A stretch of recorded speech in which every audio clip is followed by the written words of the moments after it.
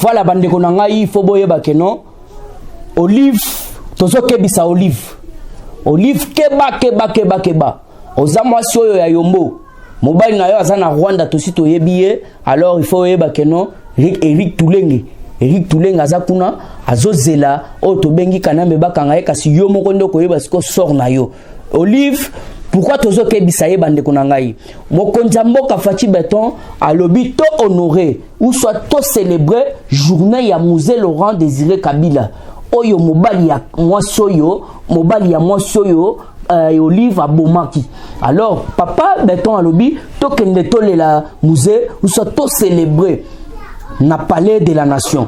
Alors vous devez comprendre que Olive a sangani na batu ya F Soso bakena ne pas maman Ngabi alors basali di n'importe quoi kuna ba memani siko bake pa basango moko ya buzo ba ya mboko oyo basango wana toza ko comprendre te soki baza ba masango soki baza basango. Alors vous devez comprendre que bakei bango bazo célébrer makamuna bango kuna na cathédrale. Alors vous devez comprendre nyo surtout wana na processus ya ko saboter o to bengi célébration o tata ya ekolo alobi ke no tokende tolela to célébrer liwa ya musée na palais de la nation. Alors vous devez comprendre que ba mboro ba sangani ba fandi place na bango bige basi ba yibi déjà ebembe puisque faut pas comprendre ba yibi de karibu iku vide yango no moni bakimi moye ba kende kuna ezate le tombeau est vide, musée n'est plus là. Lelo voko comprendre puisque kala mingi te boko yoka son baka mingi te kuna donc nazo ebisa bino ezalaki wafa washala. Alors vous devez comprendre Olive tozo kebisa yo keba soki oyo na processus ya wana nazo tuna okomina okaka soki mokonza mboka lobi boye bino bosali boye soki mokonza mboka asali boye bino bosali boye tozo kebisa yo et pour votre information soko sali ba je ba kokanga yo puisque ça na processus ya ozo saboter o to bengi célébration ya mokonza mboka nda lobi. Alors yona ba sango ndenge boke kokutana na cathédrale on n'a pas même envie ya kokende lisusu na ba église na bino na ya église catholique. Alors vous devez comprendre que avec ba sango ba médiocre bato ba banda ofinga Kabila médiocre bango moko lelo ba komi ba médiocre ba komi kolia na basi ya ba médiocre ba komi kolala na basi ya ba médiocre ba komi kopesa bango ba mbongo pa ba médiocre bango ba ke kolela musée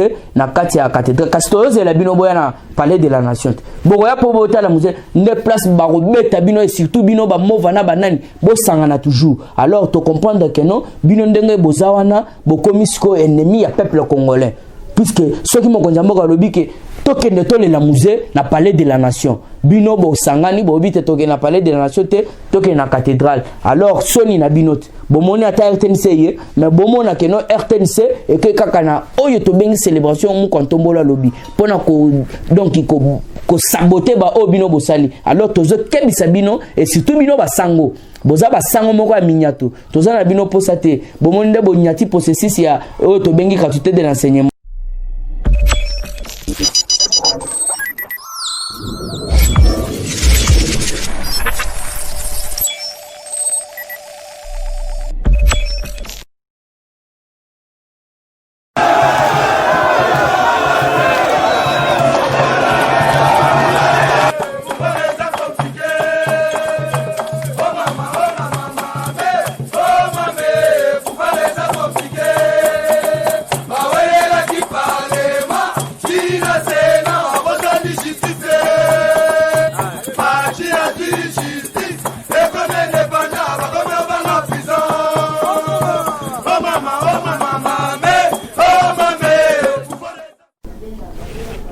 Salutations à toutes et à tous, bande konangai balandi ya Yokabas TV.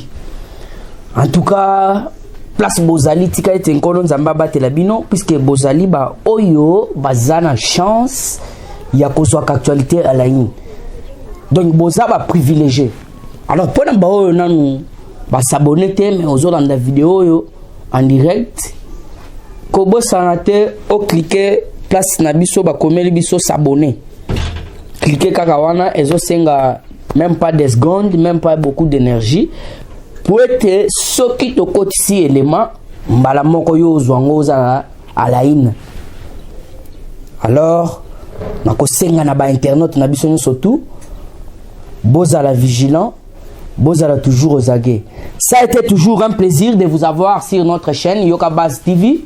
Bande konangai esengo ya makasi.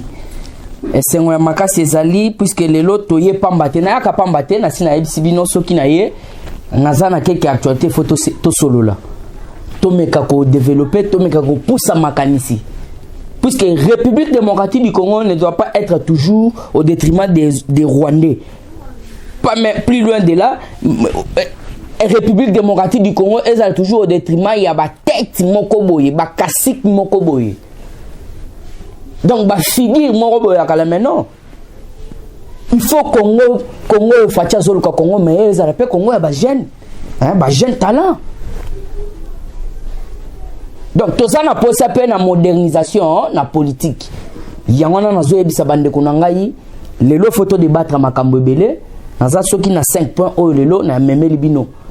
Alors tika ete nkolo nzamba pambola yo place ozali na kabeka mwanga na mbujimai na Bandundu na Équateur Kisangani Kolwezi Tanganyika na bosani yote yozali banda mboka ozala na France ozala na Chili ozala na Pékin ozala na Johannesburg ozala na Otobengi Canada lokola mama Célestine ozala na Belgique lokola Rachel ozala na habité na France lokola papa nanga Roger Luma molobeli afati na kati ya Paris na Otobengi Roger les grands combattants baye bisaka biso toujours que bozala toujours vigilant sur likolo alisu puisque mboka wana eza mboka mapamboli na pesi bino surtout place bozali mbote en tout cas sans plus tarder bozala toujours soudé cimenté collé pourquoi pas bétonisé na kati ya Otobengi chaîne na ya bino ya Yoka Base TV.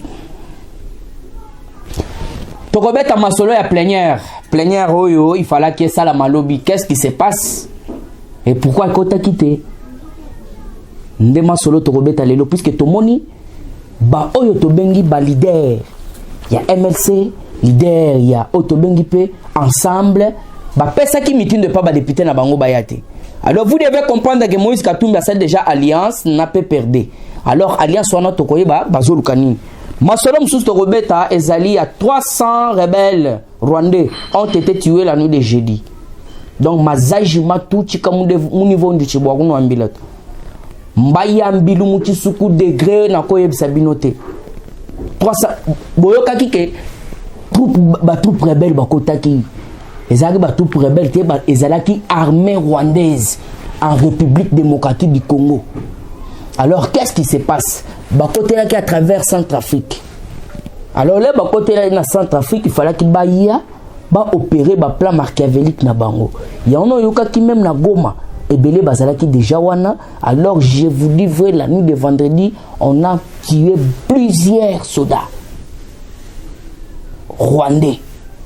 Oh bakota ki na République démocratique du Congo. Nazo yebisa bino ba rebelle rwandais nyo surtout na kati ya est tout la musi ya zaza. Kosakana na Biblia te Biblia eyebisi biso bakobundisa yo bakoya nzela moko mais bakopalangana nzela sambo. Ils viendront une seul chemin et ils finiront yako disperser mutu na mutu na nzela na ye. Alors il faut comprendre qu'est-ce qui se passe. Armée zalaki toujours Otobengi aux aguets.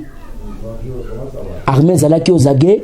Armée zalaki aux aguets. Pourquoi? Puisque Tomoni Walikale zalaki 14 ans. 14 ans na maboko ya ba rebelle rwandais. Au Kanamba Zwaki a pesi bango bali la kawana puisqu'il y avait de l'or pur et des diamants. Mes chers amis, chers compatriotes, c'est lamentable. Permettez-moi les termes, les troubadours qui sont encore derrière Hippolyte Kanambe. Et l'heure a sonné, l'heure grave. Il y a Congolais surtout à comprendre que non, ce n'est pas encore le temps de suivre ces messieurs puisqu'il est à terme. Il est déjà anéanti par Félix Antoine Tshisekedi. Et le problème est qu'il faut tout acheminer. Et puis, na regrette mingi pour na ba Congolais na ngai, nyo surtout balanda kangai. Il faut bon soutenir motion na ngai on a kotisa na parlement. Motion ezalini tous les mororo, bon monte mo kontomole mo ko telema soulever ngo. Donc nous devons nous attaquer na bambororo surtout les rebelles burundais, rwandais, les tanzaniens, babima biso, babima na mboka na biso. Puisque nous n'avons pas encore de temps à perdre. Tokobeta masolo ya général Mukutu. Le général Mukutu qui a été suspendu dernièrement, et voilà mes chers compatriotes, Mukulu Aouti Kokufa, le général Mukutu Aouti Kopé Manaye, alors que son âme repose en désordre. Molimo ya Mukutu est en désordre. On ne trahit jamais le président de la République, on ne trahit jamais le peuple congolais. Et c'est très bien clair. Alors il faut bien comprendre, Mukutu Akufini Tokobeta Masolo. Tokomera pe Robeta Masolo yandeko André Mushoro, André Kimbuta. André Kimbuta yepe na Afrique du Sud. Et vous comprenez que Kingakate comme le l'Afrique du Sud. Afrique du Sud est comme ce que le Kingakate na bango. Oko comprendre ba Julien Paluku, ba Zarias Rubenroi, Mosia Kanambe, donc sauf Yemongo Kanambe Hippolyte. Puisqu'on lui a dit qu'il ne peut pas sortir le pays. Le mandat d'arrêt international pour Kanambe déjà confirmé. Oya yebite afanda na kimia. Mais là, na tuna mutuna. Mukolo yo bakanga otobengi Jean-Pierre Mbemba. Balakiso mandat d'arrêt international. Ba yebisa même Kanambe ngende ezabo etoye ko kangaye. Ndenge moko na Kanambe. Ake ndeka shimata mabe, ake momi tumba mabe, ake kolozi mabe. Yungula, ils vont piquer crise hein, bientôt là. C'est à bientôt, à très bientôt. Même pas Moïse Katumbi Bazo Sala qui s'akata na kati ya union sacrée. Bokoyoka Kindingo. Félix Antoine qui serait très fâché et il doit suspendre tout. A Kobo Mabilo qu'on surtout wana boze la bakamingi je l'avais déjà dit, je l'avais prédit déjà. Puisque à mou quand tombe les alokola donc ebele bazo ebate. Moïse Katumbi, on va parler, tu n'as pas ça bien dans point pour te mettre développer puisque il est là, naïe mobondo. Alors, vous allez toujours vigilant pour bouger fréquence. Tu me rappelles qu'au Betama Solo, il y a Otobengi, population à Goma, on va signaler que non, vaccin et kiti na Goma. Yo, dutagana ba information na ngame ozata na ndeko na Goma te. Mais ngana ba ndeko na Goma. Ata baza ba famille biologique te, mais famille politique ba ali. Et non, président chinois, il y a ceci, il y a cela. Alors on vient de nous informer, Otobengi, vaccin, et ça déjà na Goma. Alors il faut comprendre, place tozana vaccin, puisqu'ils ont été tabassés en Afrique du Sud. Babengana Kibango. Alors il faut comprendre que pourquoi Babengana Kibango. Tokobeta pema solo, il y a Moïse Katumbi ndenga sali alliance na ye na pe perdre. Na li solo tokosuk sango, il y a Honoré Nkwanda qui révèle Otobengi puissant réseau rwandais d'espionnage après ces enquêtes et bimisinine. Voilà, chers compatriotes, mesdames et messieurs, tokoti siko na Otobengi détail. Tokoti siko na détail pour boye bakeno qu'est-ce qui se passe. Bolandi Otobengi tout d'abord. Thierry Moussenepo alobi bazana bayena union sacrée kolandisama ordre ya autorité morale na bango Kanambe. Alors vous devez comprendre, l'union sacrée ezali place ya kobata mate. L'union sacrée ezali place bosala biso mabe vu que l'union sacrée ezawana ale boye bobatami. Non, ça je dis non et non. L'union sacrée pour na bamususu lokola Jean-Pierre Mbemba, lokola Otobengi Moïse Katumbi. Moïse Katumbi c'est un vendeur d'uranium. Mbemba c'est un pire rebelle. Bomonde na banda ko sabino ke bato balingi bapoti sa poto na kati ya union sacrée. Et ça n'a pas pu tenir. Félix Antoine qui s'est très fâché pour le comportement na bango. Comment ça fait-il que Moïse Katumbi azoya na union sacrée avec ses 70 élus députés, moi je ne sais pas, azako senga bapesaye primature baya kopesa ye lisusu oyo tobengi a compte assemblée nationale. Donc azoluka mo ba ministère ndenge wana kaka. Vous devez comprendre les qui moyibité. Mbemba de son côté azoluka nini? Mbemba azoluka ba PC finance, ba PC pena de défense. Au moins il esprit toujours ya rébellion na kati ya mutu. Yo uti ko funda République démocratique du Congo fa des dommages ndako no ya maluku. Mais en même temps que tous autres sous défense. Et là on ne resale la biso. Jean-Pierre Mbemba tobo c'est une histoire na hote o yebisa biso papa mama kanga mwana na yo oya ko bima libanda ko kutana na ngai. Tobo sanitaire. Papa Etienne Tshisekedi wa Mulumba. L'air Bakangio Jean-Pierre Mbemba, puisque on va tout dévaler.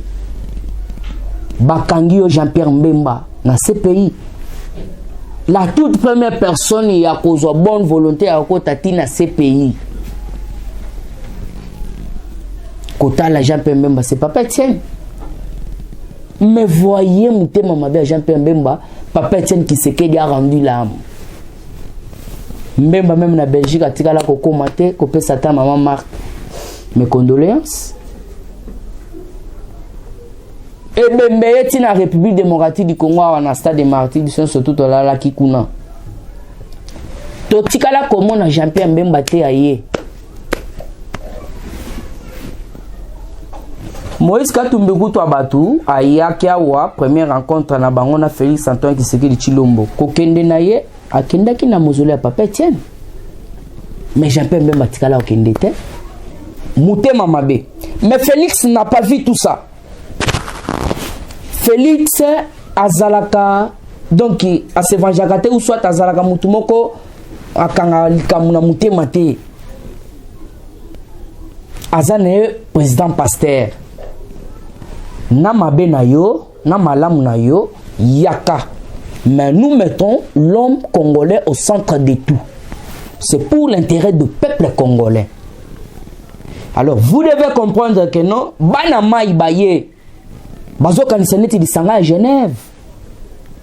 J'en ai une information du bossé, il y a plénière, puisque ça me fait donc, ils ont coupé Sangaï Kanda. Ça me rend un peu très furieux, quoi. Plénière, il fait quota, mais bah, reporter en haut, on a une vérité, Moutako Sabino Te, MLC Baboy Koya. Ensemble la baboy koya nade ya la muka ya muzito na otobengi Martin m'a dit yemoko baboya ki koya pourquoi ba lobi tozolanda ba mode d'ordre ya ba leader na biso. Donc ba leader na bango baboy ba kota ba siéger. Alors vous devez comprendre que non balingi ba salir otobengi union sacrée. Donc ba kotisi potopoto. Alors il faut boyer ba que non biso tokolinga union sacrée kota potopoto te. Tozali sous likolo ya lisu olingo longwa olingo ya kende puisque bokonzo eza ya peuple congolais au centre de tout eza partage des gâteaux te partage des postes te Mukontombolo l'avait dit déjà. Nous devons tout d'abord aider Félix Antoine Tshisekedi, l'homme qui a réussi à battre Kabila à plate couture. Kabila le loi zawapi bino bando kingakati biso tokomona ka il y a un nazo profiter de sous dans ces messages. Je suis le seul hein lokola gérant ya kingakati ezo sande makoki boya ba romatisa biso kuna na présidence et pas otobengi kinoni masamba puisque yende muto aza ko gérer tout ba otobengi ba investisseur so za posa ko s'investir mu kontombola si alobi yaka. Alors boya boy denga tokende ko gérer kingakati bino banda mona Kabila azanzambe lelo kingakati ya kanambe okoma kingakati ya président chinois. Donc tozo tchaba nyama ya donc tozo tchaba nyama mususu tozo ko bokola tozo ko amena hein donc entretenir kingakati to sala bon usage puisque kingakati etongama na mbongo ya République démocratique du Congo. To le kawana Général Mukutu récemment nommé et récemment suspendu s'il vous plaît par Félix Antoine Tshisekedi Tshilombo. Aïe aïe aïe aïe. Pour se déplacer pardon au Katanga sans l'autorisation du magistrat suprême ou soit des garants de la nation, le Félix Antoine Tshisekedi Tshilombo Rangeur. Général Mokutu akufini ni boyo kawana ezali information nazo pesa bino. Eh ben c'est lui mutu azalaki na otobengi dossier ya otobengi Edi Kapen. Puisque azali otobengi auditeur. Auditeur donc général ya armée. Donc yende l'auditeur. Il faut comprendre le général Mokutu abandaki ko maintenir ba dossier belé na maboko. Mukantombo la tala lobi muto ya kelu Lubumbashi ndeni. Yo kelu Lubumbashi akona nga eske nga la pesi ale yaka longwana mba moko. Alongwete. Ye wana ake ko se comploter kuna na otobengi na Afrique du Sud to kaka muge o akufi corona. Oh, merci. Kaka bilonde bobela corona. Azaria saucho longwa wao corona. Mabunda kuna na Dubai 30 jours kuto sili fazonga corona. Mukutu ye adaye corona. Donc corona ngo ezaka mba moko briske bokei bozokosa. Vous allez nager. Et belé bakone on ne trahit jamais le peuple congolais et son président Félix Antoine Tshisekedi Tshilombo. Jamais. Ce que lingo trahi Mukantombolo, mitali yo moko okozwa sort na yo. Tala général Mokutu. Alinga asala tripotage. Donc a tripoter peuple congolais, a tripoter République démocratique du Congo pour basala ba cabale Yamabe. Et puis de yende muto abandaki ko maintenir otobengi ba dossier voire même il a dit donc crise donc ndenga sana ayebeli. Il est mort comme Delphin Kaimbi, hein, ça je vous dis. Il est mort comme Delphin Kaimbi. Après avoir été suspendu, Tori a Koufi.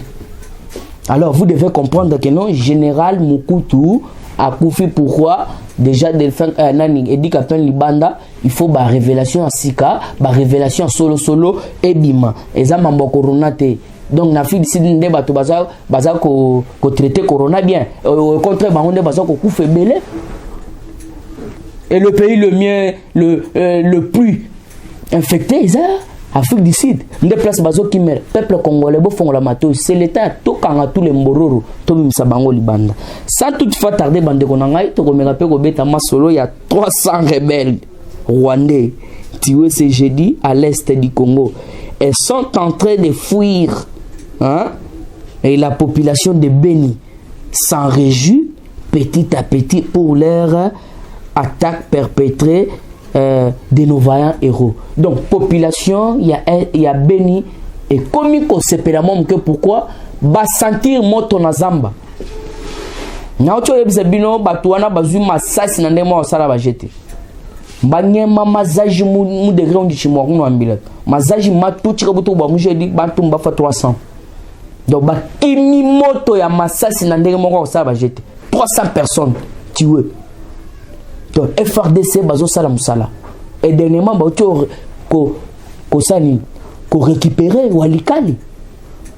Et qui pouvait imaginer papa ko saba jeter avec Mukontombolo. Walikali 14 ans kanamba pesi bande konaye yaya. Ba exploitaka or pur. Ba exploitaka diamant au détriment ya ba rebelle rwandais. Mais lelo chose grave.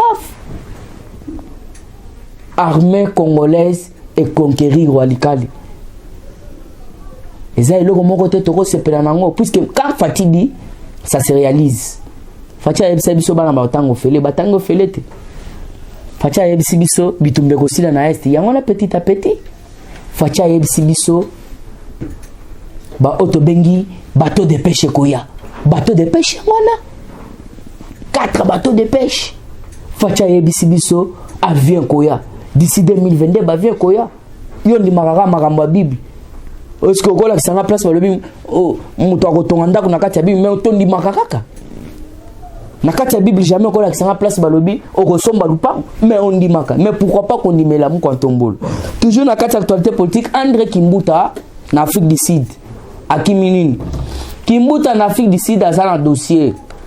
akimi akoya pe awate akobima pe kuna te libanda soka bimi bakanga e bakokanga e nazoyebisa bino bandeko na ngai oto bengi Kimbuta moya bima même kuna na fibisida bima libanda ezate poya wape ezate ya ona tocha oto bengi président ya wana ya Afrique du Sud papa yo zo mona kaka batu bazoya bayera Afrique du Sud yo pe donc ondimi bango bazala wana alors to meka ko solo la sikoyo na service oto bengi ya mapping puisque bango batala kutu teke o les Afrique du Sud o boy donc là bakoya bakotoka bango en désordre alors vous devez comprendre que non mais c'est Kimbuta nenga zawana zana dossier ya mbongo alors mbongo zanini dossier ya Kimbuta eza ya 60 millions de dollars 60 millions de dollars oyo Kimbuta akotisaki République démocratique du Congo nyongo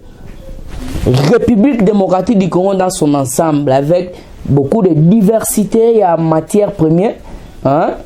Je ne crois pas que non à cause de la nyongo République démocratique du Congo je ne crois pas que non à cause de nyongo wana la République démocratique du Congo est endettée à 60 millions de dollars donc cela veut dire otobengi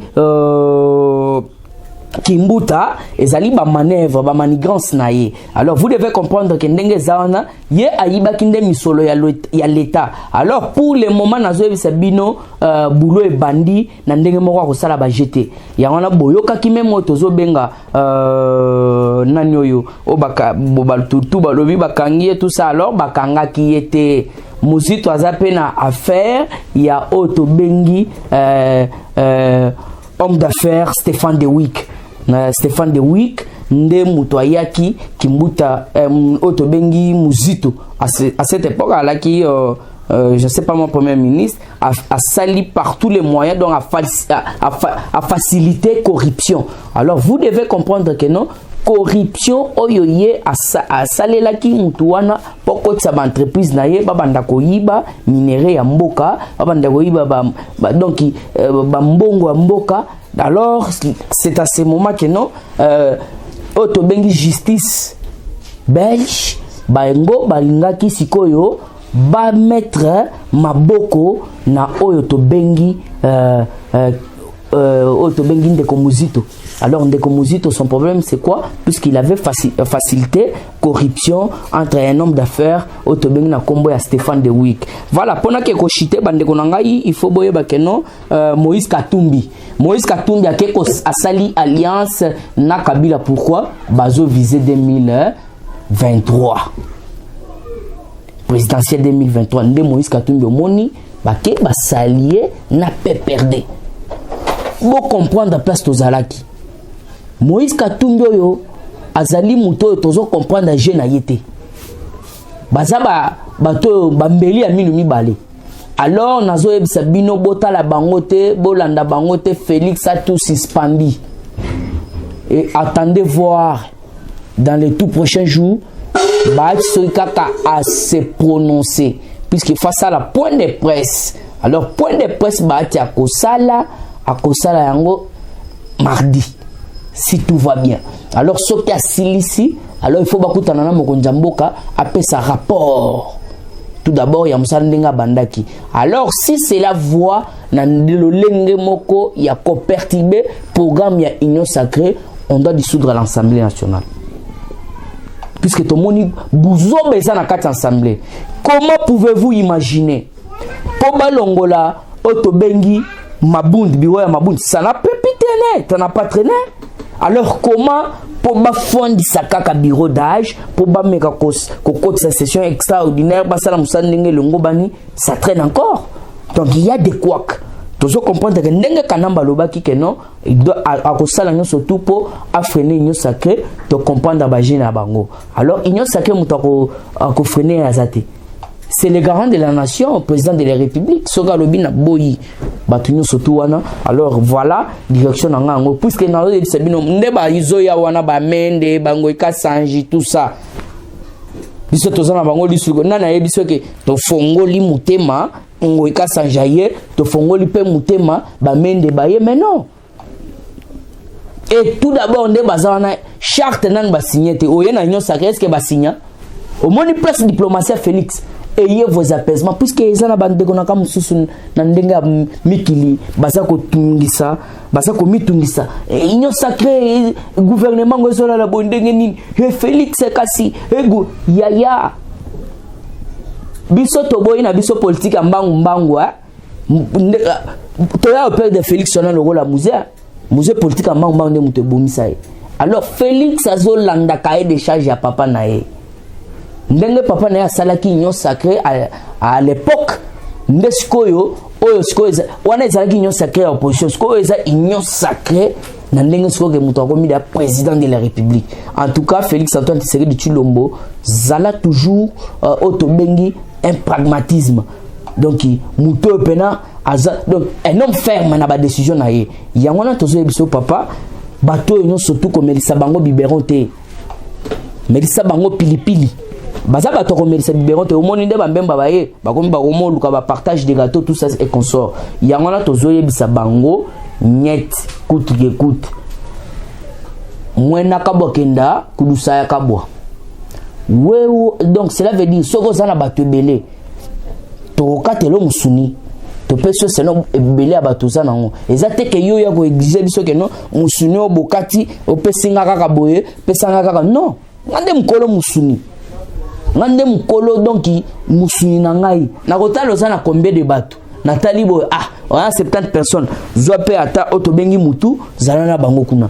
Ozana combien de bato mbemba ozana 17 personnes zata michopo za mpanjwana ndezali ezateka yoye ote changaka oto bengi kwis changa pe loboko changa parti te oyo ezali bokonzi ya union sacrée ozo kambama na initiateur l'homme fort du Congo et d'Afrique Félix Antoine Tshisekedi Tshilombo. Alors tout moni bino surtout boye na union sacrée ba mususu bazoya na ba bilongi mibale ba mususu bazoya ba total nano eloko azo sala ba mususu bazolo bato yena recommandation ya Hippolyte Kanambe biso to la posa Kanambe bokeba na bino to zali likolo liswa.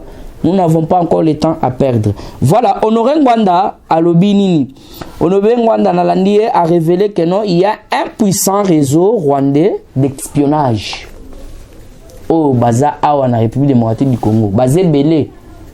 Nazoni maloba na e pourquoi puisque Azaria Souberoa a auto loba dernièrement que non malgré bazo ba militaire na Zamba kuna bandeko na bango bakosala nyo surtout un jour ba renverser pouvoir puisque baza toujours rebelle na kati mboka na biso. Les Tutsi power les Hutu sont donc ils sont même na ba institution na baza ko occuper même ba poste na ba institution na biso. Il y a un homme qui Honoré Ngwanda bêta qui c'était. Alors j'ai perdu même ma mère, j'ai perdu mes frères et sœurs. Alors na tikali ko ya na Congo te pourquoi naza ko banga nan tout d'abord sécurité na ngai puisque batu wana ba ngolo miso banda ko bomai. To yebiso Honoré Ngwanda zonga yaka muto akusimba azate bokonjo za fachi béton. Moïse Katumbi ye basale le côté auto bengi edika peine yona bimi alors exactement ya ba vérité ozanango yako bimisa puisque tolandio olobi batuana bazana réseau ya makasi ya ba tuti power ya espionnage puisque basala ngonde nini bango baroya lokola neti batuti bango baronde te bakozwa ta Tanzanien bakozwa ta Zambien alors bakotier donc azozwa meeting de pas na bango alors yo koyeba to sali partenariat na Afrique du Sud Zoka na sima Afrique du Sud Barwande Bazali lokola neti mutoto bengi James Ndabo c'est un Zambien oyebi kombe ya ba auto bengi ba société oya koti sikuna na kati ya Lubumbashi donc James Ndabo a sali ba bloc wa mabe na kati ya Lubumbashi pour exploiter ba minerais na biso or donc il faut comprendre que non même dans domaine ya télécommunication James Ndabo azali domaine ya télécommunication. Donc espionnage contre espionnage. Vous devez comprendre que non, bateau yo, il faut tout kanga bango, tout bimisa bango mboka. Ba o ya ko pendre bango puisque nous n'avons pas encore le temps, ya ko perdre. Comment bino bozo ya kaka na mboka na biso, po bo makabiso, po bo sala biso di n'importe quoi. C'est messi a yé pour espionner biso à travers ba auto bengi, ba entreprise na aéro, ba entreprise wana na muto yebisa ki akoti sango na Congo. C'était Kagame a yebisi Kabila Kabila Nenga Zana, c'était en 2016 pour Kende. Kabila Kenda quitté, alors Kagame a bien lobby, nous devons faire ceci. Pour tout, mais quand on fait ça, institution, to infiltrer mais institution, na tous en pouvoir, zoa mutoyo engagé, te bonde, zoa mutoana engagé, ayena ba appareil de scanner, ayena ba télécommunication, dans domaine surtout. Alors vous devez comprendre que non, dans le Bakango, nous sommes infiltrés. Alors Fatih Beton, nous devons passer au recensement. Puisque sans recensement, c'est trahir tout un peuple congolais. Donc il faut vraiment donc recensement et salama. Recensement il faut salama dans la République démocratique du Congo pour toyer babamboro. Alors Janine Mabunda il faut boyer bakeno 30 jours c'est silaki dans Haute Bengi kota kendaki na Dubaï. Alors il faut azonga na mboka. Alors kozonga na ye beko na be kakan puisque aibi mbongo à l'état. Tout d'abord, il y a quelqu'un qui coffre fort et l'Assemblée nationale. Et des débats qui ont découvert qu'il y a par mois $50,000 à ça comme ça. Et des trois, ça bon pas bon, ça parlait du peuple. Qui n'a parlé du peuple, donc mine d'à côté à Bovana et Pelakate. Parler du peuple. Il y a République démocratique du Congo. Mine aux alentours réseau Pelate, comme une des places, il y a Bachel. Donc Bachel, Bazawana. Donc cela veut dire. Profiter molidi. Donc mbongo ba pesa po ba bongisa assemblée mabunda na tambwe mwamba ba confisquer ngo. Et pour votre information ba signaler biso que Oto Bengi Thierry Kasereka en Afrique du Sud akendaki ye toutefois l'air akendaka en Afrique du Sud azala accompagné par José Makila na mutu na bino ya RVA. Alors vous devez comprendre que Afrique du Sud est comme fief na bango place bazo kende robeta ba kabal. Voilà, na chité na Oto Bengi information ya Mwami Deshu Vital Kamere Lwakaningiri oyo ebele bato balobi o Fatih Beton apesi Oto Bengi Kamere Liberté bakende ko soigner na Afrique du Sud. Et ba information na boloko tarango wapi ba information no surtout wana omonika mutu afani na réseaux sociaux asalisi nini a publier alors où soit ta commis et puis pour banda tout ça biso bomoni Félix oh bon ceci c'est là caméra babi papa bato bazo kufa na Oto Bengi na est ebele ya bato bazo kufa wana na caméra Rwanda moko bozo mona teke ezalelo caméra soka kufi aleki ba congolais ba kufi na est. Je vous dis vrai, mais c'est Kamere Azali na Boloko. Akenda rozwaka bas soins médicaux na centre Nganda. Alors naïb sakabino à chaque fois, ce que l'homme aura semé, c'est ce qu'il les mentionnera. On ne se moque pas des dieux. Il y a un moment Kamere Asemaki Oto Bengi diwo 23 personnes à présidence Bakufaki. Oyo bakisi juge nyangi. Olobi mutu abongwazala. Alors nazoyeb sabino Lwakaningiri atikali kozwa Oto Bengi Liberté à mon côté pour qu'il y ait des soins médicaux. Alors vous devez comprendre toujours la processus il y a Oto Bengi état de droit. Lui c'est un exemple. Alors quand il n'y a pas un exemple, bamsusu wana bakolanda ndenge. Il y a un homme Félix Antoine Tshisekedi état de droit ye to kangina mutu liboso ayebi biso mbongo à l'état. Les mêmes présidents de la République à l'obali sous que non botika que se soigner wana ezali luvunu mutu ako sabinote. Voilà Sylvestre Ilunga motion ekotaki déjà il fallait qu'il ba des choirier. Alors tous les gens a plus de 300 Oto Bengi motion de na ebisa kibino que il fallait bima na grande porte mais après faire bima petite porte. Alors vous devez comprendre que ça sent mal en République démocratique du Congo. Mais tout soutenir toujours Ndekonabiso Félix Antoine Tshisekedi Tshilombo puisqu'il fait du bon combat. Combat on est toujours il y a intérêt, il y a peuple congolais. Il met le peuple congolais au centre de tout. Bandeko ya Est bozala kimia. Bitumba wana ekosi la vie que tout ça na autopsie na John Chibango aye o banomé. Alors surtout si autopsie beaucoup comprendre que batebele babandaki okufa c'était à travers infiltration au sein de l'armée. Voilà nasuki wana lelo tokutana au prochain numéro mais sans toutefois oublier na pesi ba bon week-end nanga na balandi nanga nyonso tout o balandaka ngai na Yokabas TV. Je suis de cœur avec vous. Roger Luma, Roger les grands combattants, papa Ado, papa Nangai Kalosé, na Otobengi vie Damas na kati à Londres mobali ya Mama Nora de Kerr Dikembers na Bosani TV Nangai. En tout cas à la prochaine. Moi n'attends liste des AT mais place Bozali bon week-end à la prochaine sans toutefois oublier Otobengi les grands ingénieurs Nassima Caméra Glody Caméra na pesio merci beaucoup à la prochaine ciao.